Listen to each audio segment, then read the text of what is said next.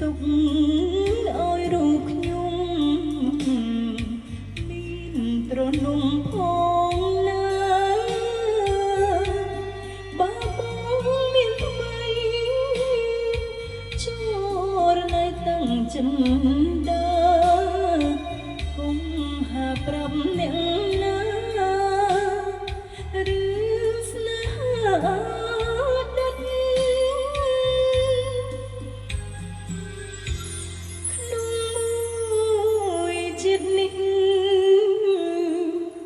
ខ្ញុំខំ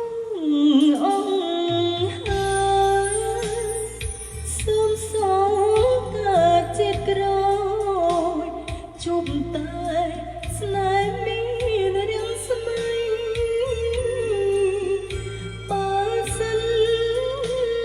ស្នេហ៍ยังមាននិស្ស័យ